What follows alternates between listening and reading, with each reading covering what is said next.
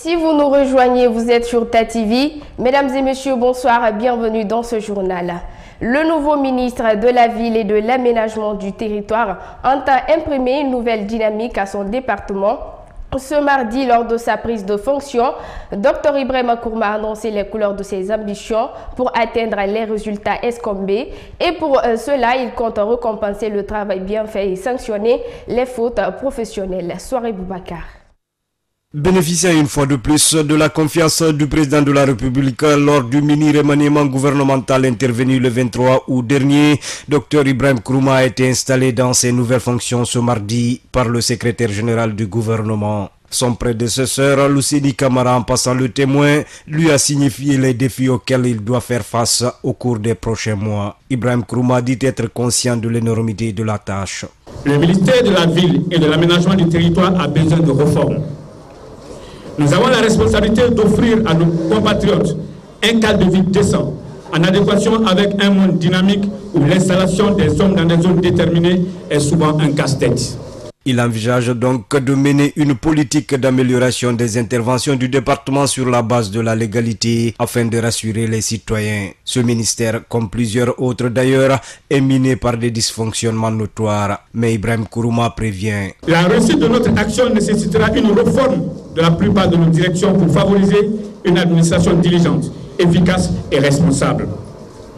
D'ores et déjà, nous appelons au sérieux et au patriotisme des hauts cadres et agents du ministère de la Ville et de l'Administration du Territoire qui auront à nous accompagner dans cette exaltante tâche que son Excellence, Monsieur le Président de la République, a bien voulu nous confier. En ce qui me concerne, je vais promouvoir et encourager le travail bien fait, mais je ne vais pas hésiter à sanctionner les manquements et les fautes professionnelles. Au nombre des projets avec lesquels débarque Dr Ibrahim Kourma au ministère de la Ville et de l'Aménagement du Territoire figurent en bonne place l'informatisation et la sécurisation des documents du ministère et la soumission au gouvernement d'un projet d'une future banque de l'habitat. Le chef de file de l'opposition s'était une nouvelle fois rendu hier dans les familles des victimes de l'éboulement à Dar es Salaam, dans la commune de Ratoma. Cellou Dalein Diallo tient à réaffirmer sa solidarité envers ces populations de ces quartiers et notamment les familles des disparus. Sur le terrain, les plans restent encore très fraîches dans les cœurs des parents des victimes. Salou Yombono nous en dit plus. Pour une énième fois, le président de l'Union des forces démocratiques de Guinée exprime sa sympathie à l'endroit des parents des 9 morts dans l'éboulement de la décharge de la minière au quartier Dar Salam, dans la commune de Ratoma. Cela fait maintenant 2 semaines depuis que le drame s'est produit et Cellou Dalein Diallo ne parvient toujours pas à se départir de l'émotion. C'est difficile de se débarrasser de cette émotion lorsqu'elle est sur les lieux. J'ai été ici très tôt, le jour du drame. Les corps étaient encore ensevelis sous terre. On n'avait pas trouvé les moyens de dégager les ordures et la terre. Et je savais que des Guinéens étaient sous la terre, sous les ordures. Je ne suis pas resté longtemps parce que je me sentais impuissant pour aider à dégager cela. Je suis parti et puis après je suis revenu pour prendre part aux funérailles de 9 victimes. Je m'étais rendu bien entendu à la mort d'Ignastine pour constater que les 9 victimes étaient là, ensevelies. Donc je suis venu marquer ma solidarité, celle du parti et de l'opposition. D'abord au quartier. C'est vrai, c'est toute la Guinée qui a été frappée.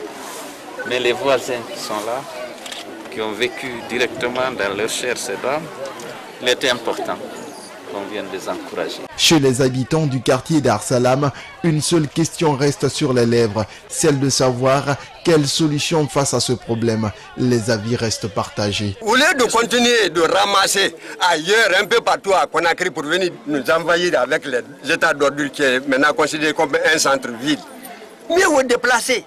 C'est aussi simple que ça. Déplacer le dépotoir, ça nous arrange que de nous déguerpir. Alors que je suis comme ça, je ne sais pas où je vais dormir. Si les uns disent qu'on va laisser, jusqu'à le gouvernement va enlever ça. Là. Nous qui avons perdu notre maison, il n'y a rien qu'on mange, il n'y a rien. Où on va? D'abord, le premier des choses aussi, nous qui avons perdu les maisons, je crois que on va démentir, on va nous aider à voir où on va partir d'abord.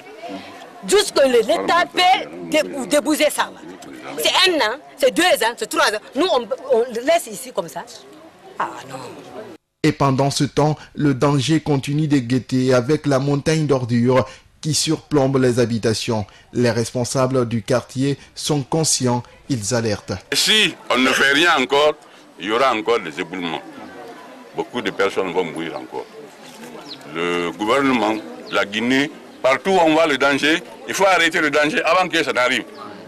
Secourir là, c'est bon, mais ce que tu sais que ça va venir avec danger, il faut éviter.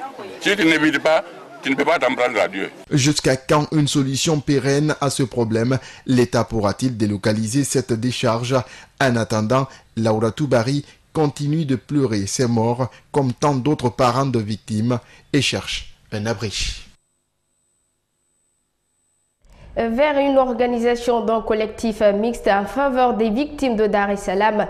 Le projet pour la collecte des dons a été présenté ce mercredi à la presse. La démarche vise à mobiliser fortement les hommes de médias pour la réussite du dit projet. Diao Bachir signe ce compte rendu.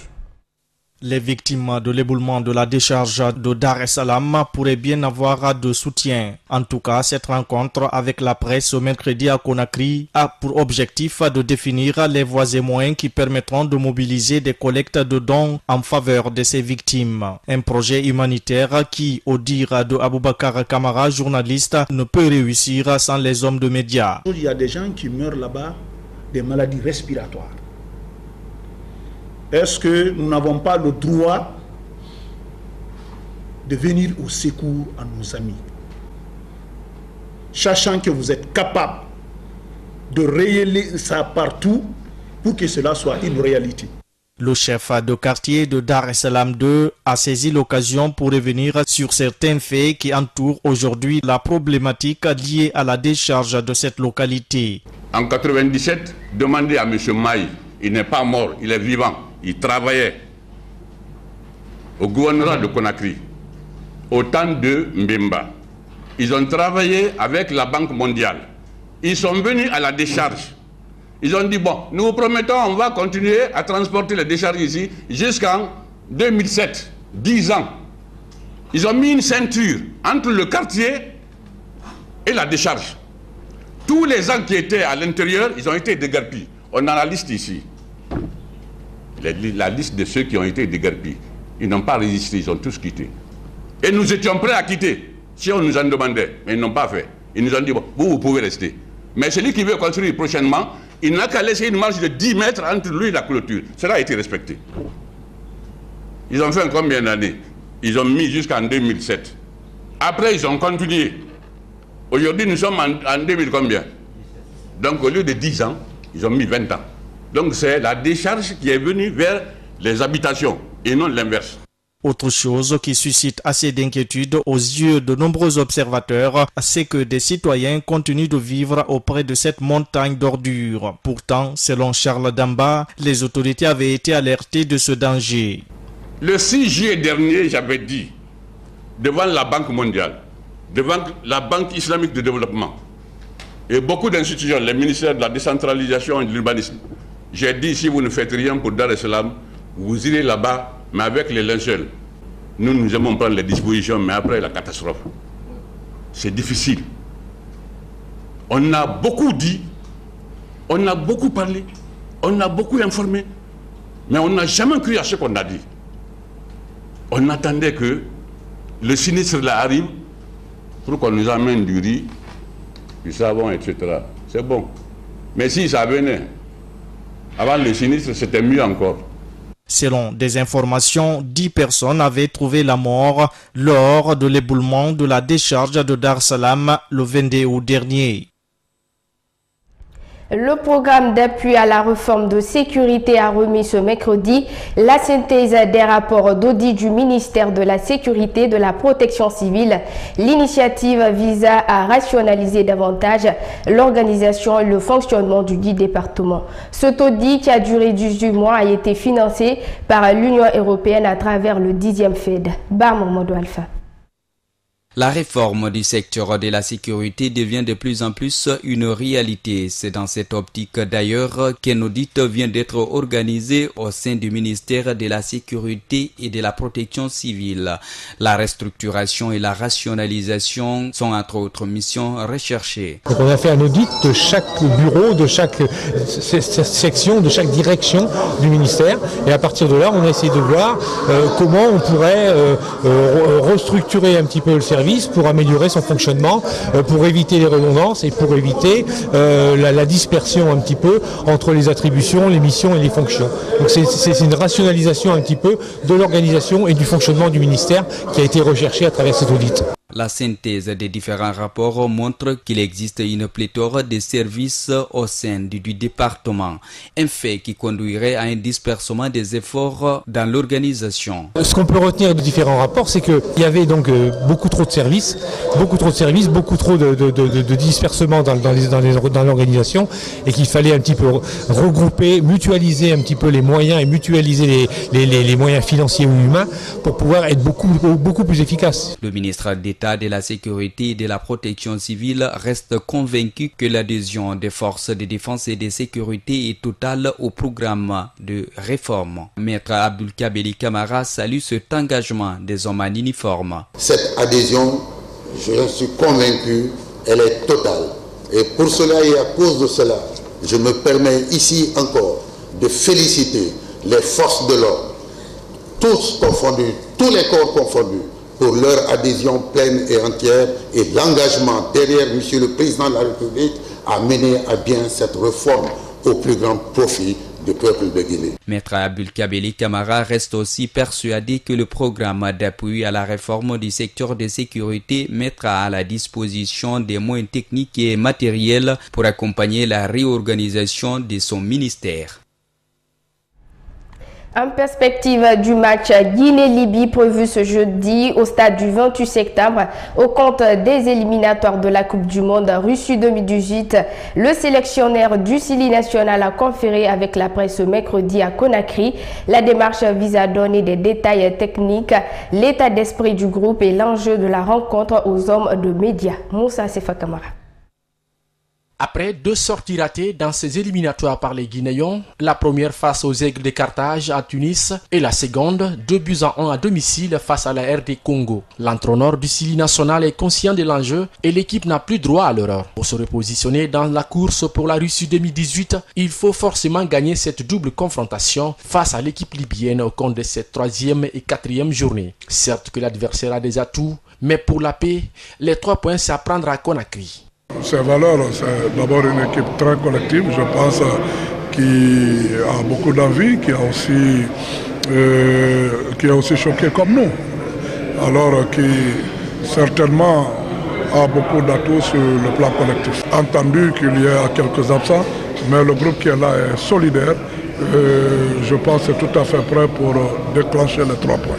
Par ailleurs, le sélectionneur a dédié ce match à l'honneur de Naby Keita Deko qui vient de bénéficier du plus gros transfert de l'histoire du football africain. Ce transfert va rebooster encore le groupe.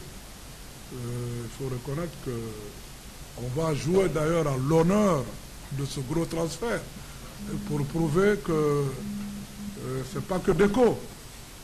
Il y a plein de Guinéens qui peuvent un jour être retransférés à un prix comme ça ou plus que ça. Alors le résultat, ce match d'aujourd'hui, c'est un peu à l'honneur de Naby Keita.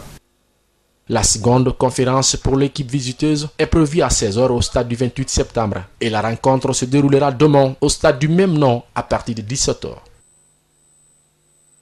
Et restons toujours dans le football pour parler de ce gros transfert du Guinéen Naby Keita Deko. Transfert estimé à 52 millions d'euros pour un club allemand pour Liverpool. Notre reporter a rencontré certains journalistes sportifs du pays. Suivez les réactions. Le transfert de Naby Keita Deko est une fierté pour toute la Guinée. Car désormais ce joueur rentre dans l'histoire du football africain. Il est maintenant le joueur le plus cher de football africain. Donc c'est une fierté pour nous. qu'on apprenne que c'est un compatriote qui est maintenant dans un grand club, surtout le Liverpool qui va jouer maintenant avec la Champions League. Donc c'est une fierté en tout cas pour toute la Guinée, mais aussi pour le sport guinéen, mais aussi le football guinéen. Bon, c'est un garçon très sérieux, un garçon qui a la tête sur les épaules. Depuis son retour ici à Conakry, j'ai eu langue avec Naby Keita Deco. C'est pas forcément une surprise de voir Naby Keita Deco à ce niveau, exactement. C'est quelqu'un qui a travaillé dur avant d'être là. Naby Keita doit garder la tête sur les épaules, continuer à être sobre et discipliné comme il a toujours été. En principe, s'il est bien géré, s'il continue à être géré comme il est actuellement, il n'y a pas de raison qu'il ne se maintienne pas au sommet. La Louisiane, frappée à son tour par la tempête Harvey, des pluies torrentielles se sont abattues sur la ville de Cameron à Houston, dans l'état du Texas voisin. Les secouristes sont toujours mobilisés dans l'espoir de retrouver des rescapés. Regardez. Les pluies diluviennes ont transformé de nombreuses rues en véritables cours d'eau à Houston. Le bateau est devenu l'unique moyen d'y circuler. Le chef de la caserne locale de pompiers nous guide à travers ce quartier qu'il connaît bien. Il abrite sa propre maison, submergée elle aussi. Je passe une seconde fois pour voir s'il y a des gens. C'est leur dernière chance. Des quantités historiques d'eau sont tombées dans un temps record. Le chef a prévu tous les outils pour secourir celles et ceux qui pourraient en avoir besoin. Mais il y a des récalcitrants qui refusent de partir. Où êtes-vous? C'est votre dernière chance. Vous devez mettre en évidence votre numéro de sécurité pour qu'on puisse vous identifier.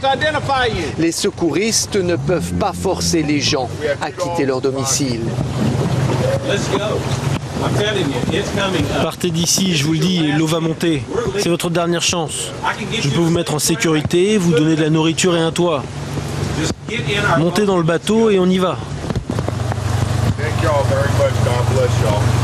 Merci beaucoup, monsieur. Dieu vous bénisse. J'ai encore de la force. Je pourrais emmener tout le monde dans l'école. Mais ils ne veulent pas partir. Et je ne vais pas les abandonner.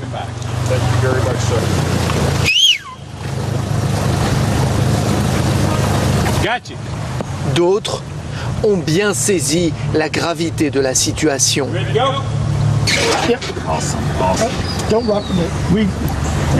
Je crois qu'on ne pensait pas que ça pourrait être aussi grave. C'est presque irréel. Je ne pensais pas que cela durerait 3-4 jours, peut-être une semaine. Je vivais dans cette maison. Ces personnes seront les dernières à être secourues dans ce quartier. Prochaine étape pour ces évacués, les centres de refuge répartis dans différents endroits en ville. Près de 30 000 victimes de la tempête y sont attendues. Ça n'est qu'une fois que ces eaux se seront retirées qu'il sera possible de dresser un bilan humain précis. Troisième et dernier jour de visite dans la région pour le secrétaire général des Nations Unies. Après avoir rencontré Benjamin Netanyahou, Antonio Guterres s'est entretenu avec le premier ministre palestinien Rami Abdallah en visite à Gaza ce matin. Il était appelé à la levée du blocus. Suivez. Bienvenue dans la plus grande prison du monde. C'est ainsi que le secrétaire général de l'ONU a été reçu à Gaza. Les caméras sont au rendez-vous, des manifestants appellent à libérer les prisonniers palestiniens et d'autres brandissent des images d'enfants tués lors de frappes israéliennes.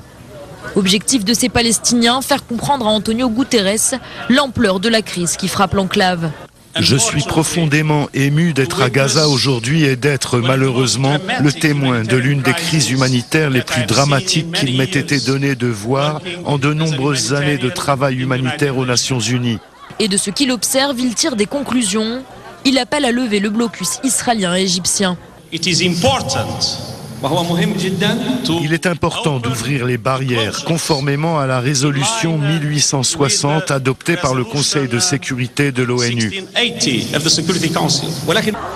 Une résolution adoptée en 2009 en pleine confrontation armée entre Israël et le Hamas, le mouvement terroriste qui dirige la bande de Gaza depuis 2007.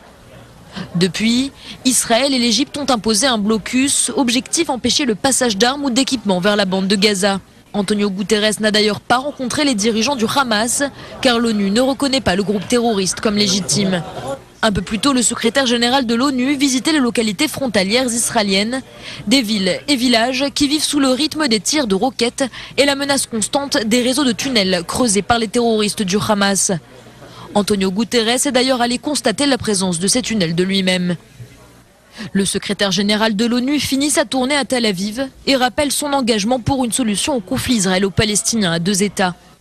Je crois profondément que la solution à 2 États est le seul chemin à suivre, le seul chemin pour un compromis historique qui conclura ce conflit et amènera à un futur meilleur pour tous. C'est pourquoi je continue et continuerai à exprimer mon désaccord lorsqu'il le faut sur les mesures unilatérales et les faits du terrain qui empêchent d'arriver à cette solution, comme l'activité de colonisation, mais aussi la violence continue, la terreur et l'incitation. Une déclaration qui ne devrait pas être suivie d'effets, vu l'absence de résultats visant à faire reprendre les négociations de paix. Kim Jong-un ne regrette rien. Le dirigeant nord-coréen a justifié le tir de missiles au-dessous du Japon il y a 24 heures. Il promet même de nouveaux lancements d'ogives. Le Conseil de sécurité qui s'était réuni en urgence après cette agression a unanimement condamné ce geste mais ne l'a pas sanctionné. Suivez. Malgré les condamnations de l'ONU, Pyongyang ne veut rien entendre. À la Moon a dévoilé des images du lancement d'un missile balistique lancé au-dessus du Japon ce mardi. Le dirigeant nord-coréen a aussi promis de nouveaux tirs à venir. Une nouvelle provocation qui passe mal auprès de la communauté internationale. Même la Chine, principal allié de Pyongyang, a voté en faveur des condamnations. Avec les autres membres du Conseil de sécurité, elle cherche la réaction adéquate. Toutes les mesures à l'encontre de la Corée du Nord doivent être prises en accord avec les résolutions de l'ONU et dans le cadre des Nations Unies. Quant à la possibilité de nouvelles sanctions, cela doit être discuté au Conseil de sécurité et un consensus doit être trouvé. Les dernières sanctions décidées par l'ONU remontent au 5 août, votées à l'unanimité. Ces mesures visent à priver la Corée du Nord d'1 milliard de dollars de recettes tirées de ses exportations de charbon, de fer, de minerais et de sa pêche. Le Japon, directement concerné par le tir de mardi, voudrait voir adopter d'autres sanctions. Avec la Corée du Sud, il cherche à accentuer la pression sur Pyongyang. Le président Moon et le premier ministre Shinzo Abe se sont mis d'accord pour mettre un maximum de pression sur la Corée du Nord afin de la faire revenir de son plein gré à la table des discussions. Mais cela s'annonce compliqué. Depuis qu'il a pris ses fonctions en 2011, Kim Jong-un a déjà procédé à plus de tirs que son père, resté 17 ans au pouvoir. Une étape de plus dans la répression au Venezuela. L'Assemblée constituante veut faire traduire en justice certains opposants au président Maduro. Ils sont accusés d'avoir soutenu les sanctions américaines prises à l'encontre du pouvoir. Ces hommes et ces femmes seraient donc coupables de trahison. Regardez. Par un vote à main levée, la toute-puissante Assemblée constituante approuve un décret ouvrant la voie à un vaste procès pour trahison à la patrie. Dans son viseur, l'opposition, accusée de soutenir les sanctions américaines contre le Venezuela. À l'appel du citoyen Nicolás Maduro, président de la République, nous avons décidé d'initier ensemble avec les institutions compétentes de l'État un procès historique pour trahison de la patrie contre ceux qui ont encouragé des actions immorales contre les intérêts du peuple vénézuélien. Le chef de l'État, Nicolás Maduro, a récemment accusé le président du Parlement dominé par l'opposition de s'être rendu aux États-Unis pour intervenir en faveur des sanctions. Après l'annonce vendredi par Washington de nouvelles mesures punitives contre le régime, le président Maduro l'avait menacé d'un procès pour trahison. Pour moi, trahir le pays, c'est s'agenouiller devant Cuba ou n'importe quel autre gouvernement étranger. Rendez-vous compte comme ils ont tout détruit. Ce qu'il fait, c'est chercher des coupables là où il n'y en a pas. Le seul coupable, Maduro, peut le voir en se regardant dans le miroir. Il n'y en a pas d'autre. La coalition de l'opposition avait apporté dimanche soir son soutien aux nouvelles sanctions américaines. Ce vendredi, le haut-commissaire de l'ONU aux droits de l'homme s'est dit très préoccupé par ces accusations qui pèsent sur les opposants, évoquant une démocratie à l'agonie au Venezuela. Il vient de publier un rapport sur l'usage excessif de la force par les autorités, où il appelle le régime à mettre fin au recours illégal des tribunaux militaires pour juger des civils. Mesdames et messieurs, ainsi s'achève ce journal. Merci de votre aimable attention et restez connectés pour la suite des programmes. Bonsoir chez vous.